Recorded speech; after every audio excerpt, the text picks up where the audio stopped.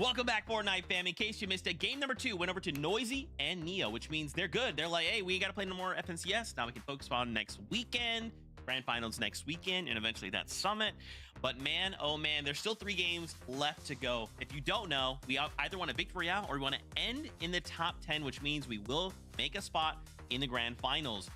Guys, we have 3 games left to go. We're almost halfway through, and there's still a lot of teams I feel like could have already gotten themselves a victory royale. I mean, if I'm looking at that leaderboard, I'm looking right at the top, Javi and Aminish, right? We've already seen 2 fantastic games from them.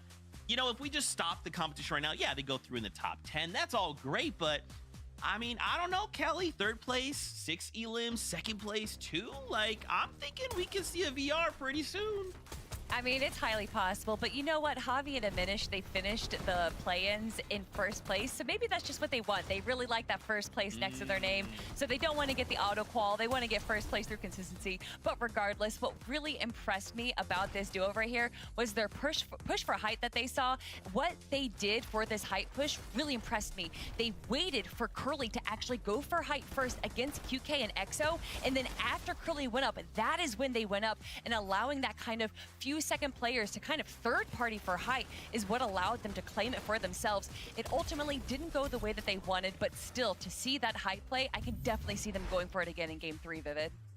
Yeah, something that impressed me was actually taking a look at how many eliminations they picked up that game. It was only 2, 1 each on both of them, and to kind of survive all the way to 2nd place is very tough to do in end games like that, right? Because you usually need the refreshes to kind of keep your game going, but they must have played a very good game when it came down to the rotates, because only 2 eliminations picked up maybe even 2 refreshes there, and not only building up on the hype, but making it all the way to the end of the game. Super impressive stuff. You're talking about eliminations. Look at Aegis and Ritual, right? 14 already. These guys are here to slay. And I think it's interesting that you bring that up, right, Vivid? Because on one side, we see, hey, we have a duo that's not really picking up impacts, right? They're not really finding these extra materials. Aegis and Ritual, though, they're getting active. They're looking for eliminations. They have mats, they have weapons, ammo, everything you could need. So, I mean, we could see a victory royale coming out of them, right, Viv? Yeah, I mean, it would not be surprising to kind of see them win the game. I guess, you know, kind of coming into heat number 1, I would have actually bet that Ritual and Aegis would have been one of our first teams to win one of these early games right here. They're still playing very, very well, as you can see, based on the leaderboard right there, and obviously the eliminations that they're picking up as well. But yeah, I mean, they're just doing such a good job with those eliminations. They're at the top of the leaderboard when it comes to those specific eliminations, and they just got to keep the ball rolling. You know, luckily, thanks to our Kench stats, we actually have the number for the finals VRs that they have coming out of the Div Cup finals. And they only have 2 victory royales out of the Div Cup finals that we've seen for this chapter. And Aegis and Ritual, although they are consistently in the top of our leaderboard, for me, it is more so the fact that they are just consistent. They don't necessarily need to go for the win, but they are just such a consistent duo, Zeke. I love that. I love the consistency. And as well, in case you missed it on that leaderboard, 7th place, Curly and Rise, right? We kind of got eyes on them. I want to make sure we're keeping them close to see if they can make it through either consistency or on that victory royale, right? Because we do have some high expectations, but I'm feeling like they can maybe pull it through. Guys, we're getting ready to jump back in game number 3. VR or top 10? Let's get it. Casters, over to you. Yeah, that's right. Things are definitely picking up here. And you know what? I was looking at Neo's Twitter there, and you know, it's his first time going to finals, so congrats for him. They seem to be very excited. As Noisy said, we are the best Mexican players out here. So I love to just see the celebrations, folks making their first finals. But this is just one more step, Jacob, for them going to land. Yep, they just go ahead and continue that same performance. It's not going to be as easy in finals, but at least they got themselves an opportunity. When we go ahead and look at that leaderboard, the top 10 is where it's really going to matter after all the games are said and done, and those teams already advanced to the grand finals. So you look at Javi and Minish, you look at Aegis, Ritual, even Shadow and Virgo, they're so high up on the leaderboard, they just need to do the bare minimum to secure that spot. It's the other teams that I might be getting get worried about. Yeah, if you're already breaking that 100-point threshold, you're pretty much a shoo-in. Seems like you're on pace to make your top 10. And, you know, it's a short day today. 5 games, that's it. 2 already out, of course, as we only have 3 more left, of course, with this one in front of us. So, with the battle bus ringing out, Jacob, let's go ahead and go on one more time. This is essentially the halfway point throughout today's tournament. As Monster said, 5 games instead of the usual 6. So if you find yourself running out of time, that could be why. And you kind of look at the leaderboard. I talked about Hobby, Ager, Shadow, even our analysts talked about it. But as you continue to go down the leaderboard, you see how tight of a race it actually is. If you think top 15 after the 5 teams qualify, right now it's only 57 points. Only 1 point kind of separates a couple of these teams. And back to this fight, straight 50-50. They go for the chest down below. Nut and Prom seem to have this one on lock. And when you get that elim this fast, right, you're beating them to the drop, you're finding that, you know, weapon first essentially and getting a full elim. I mean, it just doesn't get better than that because you're getting your points, you're getting quick damage, and then you get the whole drop. There's just no wasted resource, so it doesn't get more min-max than that. You jump with Blake and Preston. Just highlighted the fact of the speed of the last elimination. Last time we saw Bluzzy and crew here, Bluzzy was by himself and he missed that shot in game 2. We called him out for it, so you can't make those mistakes when you have that one-on-one opening up. So we'll see what Kin and Pluzzy can do here. If they've actually learned a little bit from their last game 2 loss. Yeah, and Blake and Preston, even though they've had a little bit of struggles without their game, they're only 13 points away from that bubble spot and to get into the finals from a contested drop, which is impressive in its own. As we take Mafia, they get their 2 eliminations at Humble Hills. They get the rest of that drop and time here early on to loot up and try to get the rest of what they fought for. Preston goes to try to make a play, lands the first shot. Pluzzy, he's trying to struggle his way back to the other side, but that could be an opportunity to Blake to try to get the sandwich. Yeah, definitely nicely done for him to go to make the exit here. Oh, quick dash and counter fire as well. Looking good, but Blake's a little bit more shield to work with now, but no, he couldn't push back fast enough and allow Preston to go and play the side angle there. Well, this is going to be much wraps here for Pluzzy. One more time now. Blake and Preston continue to flex as the stronger duo at the moment. We're rewarded with the full drop, the northern zone pull as well. No rush for them. Another time to kind of win this one. If they get that legendary drop, you can kind of see the POI. It grants a increased chance at getting those rare chests and more gold. So what a perfect game to try to win this one in. They got a lot of time to loot up over towards Latte Landing. Same here on this side of the map. Sandy Strip with Agers and Ritual. We kind of know how their early game goes. As they're uncontested, they just try to farm up. They loot. They pick the perfect loadout. From there, depending on where the zone goes, they do like to push the eastern side of the map, whether they use the blob or just straight shockwave grenades. That's how most times they pick up their eliminations or damage. And they do clearly an excellent job at it. 7 Ultra, of course. The first time we're seeing them in the early game here, taking their battles. It's against Liam and Press. A toe-to-toe fight here. Press trying to work his way around. Seems like his teammate might have dashed out. So roll while you're down. Action here.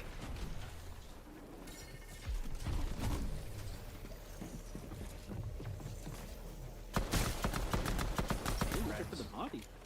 Yeah, seeing them kind of jump away. We know he's knocked. We kind of see it in the mini-map. They're not that close to it, so they're going to be searching quite a while if they look for that one.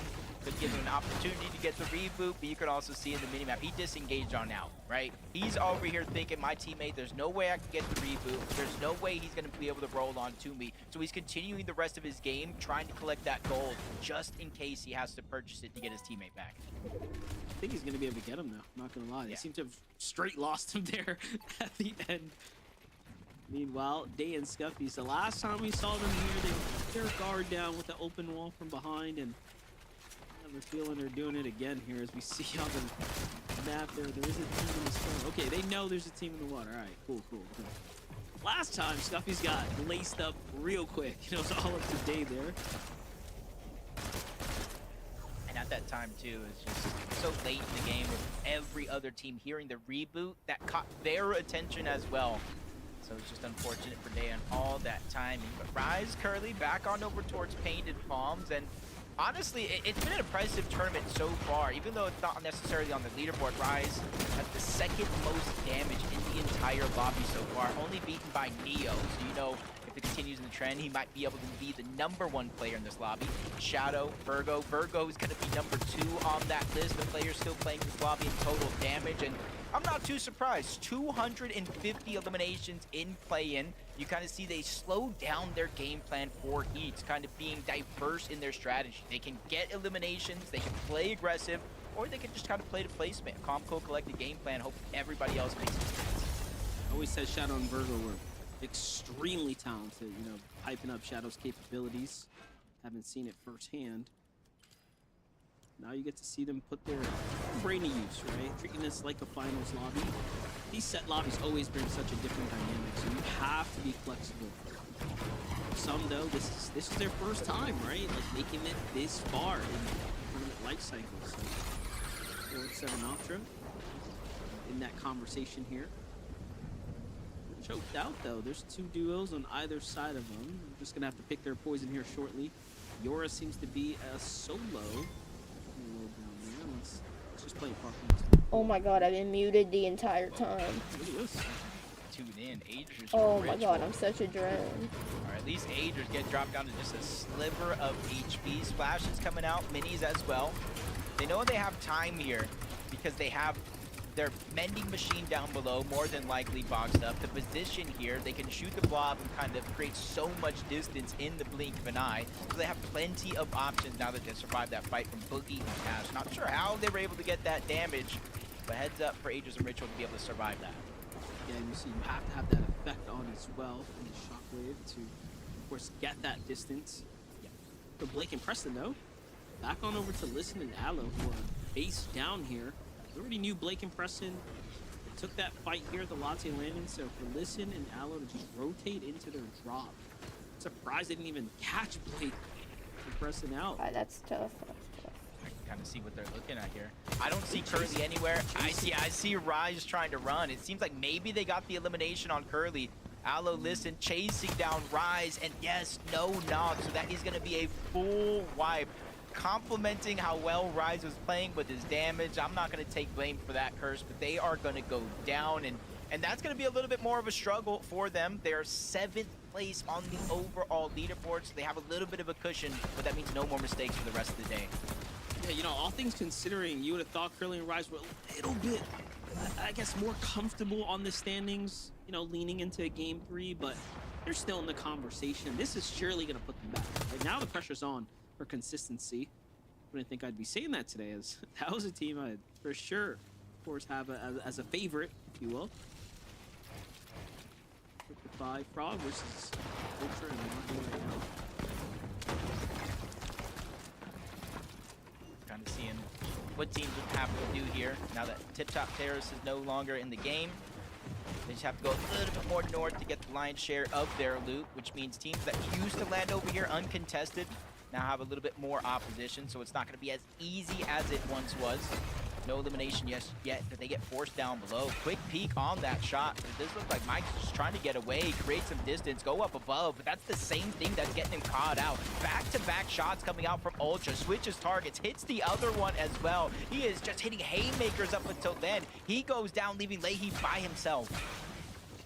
Like to see it, but Cryptify is trying to hold on right now. Leahy and, of course, his teammate here, Ultra, they have had an exceptional first 2 games, by the way. They're up in that high 60-point threshold, but no, Cryptify actually gets the siphon there. That's going to give him a massive advantage over Leahy, but he can't quite track him.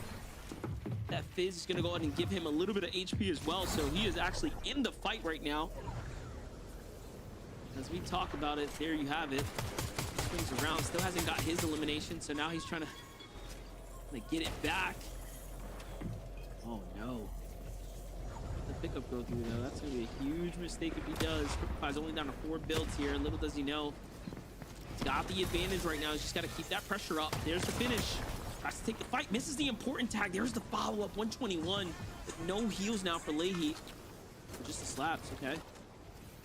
She almost called that one too soon.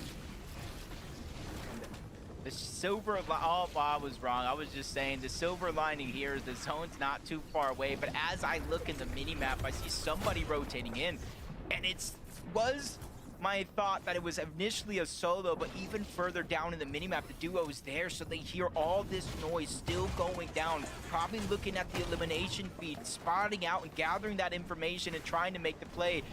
Leahy is now just getting pushed. He finishes one fight, ends up in another. Sleaze and Atlas are there to clean up one elimination here. They do pick it up, but do they know there's at least one more person hiding out here? It's just so unfortunate too, because he used the fist to go on and rotate as well. So just no way to exit at that point. Couldn't have timed it worse, unfortunately. Atlas and Sleaze, they'll find themselves some much welcome points here. But if you're Leahy and Ultra, what a setback, right? Being up in that 50 points already, kind of cruising your way through, consistently earning.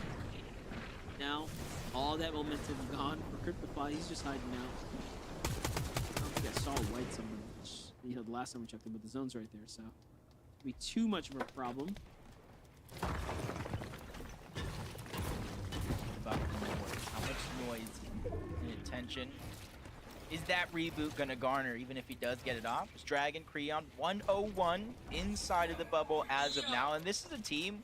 When we talk about competitors, they're usually at least in the race. You can almost talk about a grand finals appearance. This team deserves that shout out just as good as anybody else. But this time around, you see a little bit of struggles when it comes to Storm Surge. 70 above. They go up to 127, but Dragon gets beamed. So the Storm Surge falls right back down to 79. And this is the kind of games that these teams are playing. The Storm Surge, the way it works is it's total damage dealt minus the damage taken gives you your net Storm Surge, and that's where each team is ranked on the leaderboard. Yeah, it is really interesting. The cat and mouse here. You want to be the one, of course, chasing, not receiving the damage. You're gonna Dragon push right into Northern's box. That was extremely aggressive. Doesn't seem to have escaped there. Meanwhile, Andrew's duo. Vibing out here at the Humble Hills. And press on the other side. No fight coming from it just yet. There goes the fight breakout. Doing fairly well though. Look at the damage right here. So it's not a fight they actually need. Yeah, they more so just want this team to just leave. Like, they're 400 above. They have the heals. They're waiting for the game to pass them by. But Prez, his duo, Liam on the other side, they're like, hey, we might necessarily need the damage. We might need some resources. Great damage from Liam, gonna cause the knock onto one, leaving Andrew by himself. He is the IGL, so hopefully he has the brain power to get himself out alive, if not get these eliminations. Yeah, I'm Prez, alive. he's already weak. We'll see if that one continues, but Creon and Dragon, they're in this tight situation. They're also below the damage threshold. During this fight, they're below, they're above, they're trying to get the elimination. 3 more points. There's a lurker. Not just that one team that they have to watch out for, but so many others that have to rotate in this direction. Yeah, this is a fight through desperation, not choice, and Creon has no idea. This is a fresh team pulling up, and then another one there in the distance too, seemingly shockwaving in. So let's see how much of the situation they've managed to download, digest, and understand here. There's one of those duos that came in out of nowhere. It was Tony. He gets finished there. You see Exist in the background. You see Zenon and Reds here moving in too. So just a lot unfolding all at the same time. Creon and Dragon are the ones that break away with it though. They get the, I'd say, the bulk of the mats and the bulk of the damage now. They just have to minimize expending anything extra. Yup, they understand it too. Seems like they want to rotate out. Meanwhile, Ritual, fighting for his life here, finds one. He'll manage to go ahead and have Agers get back and put back in the game here, but this is a surge battle for the GOATs themselves. Yeah, this is going to be tough for Ritual here. He has to make some dicey decisions. Do I keep going for damage, get ahead of Storm Surge, Bounce him, or try to get a reboot Vance somewhere and hope in the next zone after this when it pulls so far away? 136 points though, so even if they do go down here, I'm not necessarily too worried for them. I don't think they're going to be too worried as well either. But Ritual, he's not giving up without a fight. Quickly going on over to that drop and see if we can get out of a pizza. Oh, a slap-a-roni pizza. If any item could pop out of that one, that's the one you want. Yep, gotta love the slaps when they show up just on time. So belly's full, shield looking great. Virgo and Shadow though. Talk about, again, the team that was monstrously running the lobby with Elims. Now just vibing now, barely breaking a sweat in the early game here, turning online when they absolutely have to, and just really allowing that consistency to flex and keep them up on the standings right now. Nice moveset for them, puts them up in great shape here for the end game, and this is just game 3, so we're really just seeing the best of what they have to offer. It's gonna be them see Shadow taking down Dragon. I think Avenger even getting elimination from watching that. Visual and Braids finally moving in. The edge of the zone, sometimes that's what you got to settle with. We're seeing that elimination here. Shadow, Virgo, just the non-stop action. And that's the beauty about a team like Shadow and Virgo, is when they realize they're below the damage threshold, they can play slow, they can play steady, they can try to get surge on players shockwaving, but they can also go box to Yo, how's it going, box and Quinny? break their way in and command that respect.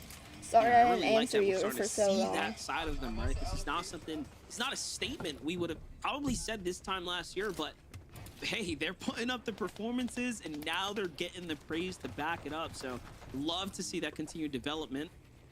But for now, Barney, Vertify have the high ground. This is a massive amount of commitment. Hold up, I would dare y'all say rather just myself watch here. me play Fort or We're the very early into the thing. end game, but they've fully went all in here.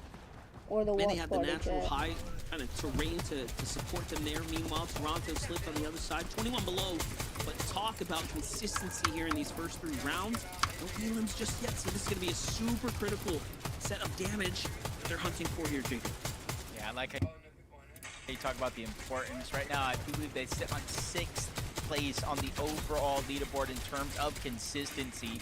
So it's not where you want to falter now, so great heads up play, noticing that team down below and being persistent. Even though it's only 12 damage above the threshold, they were able to get the elimination, and at least they're above the damage threshold. There's other teams in the lobby right now that are going through active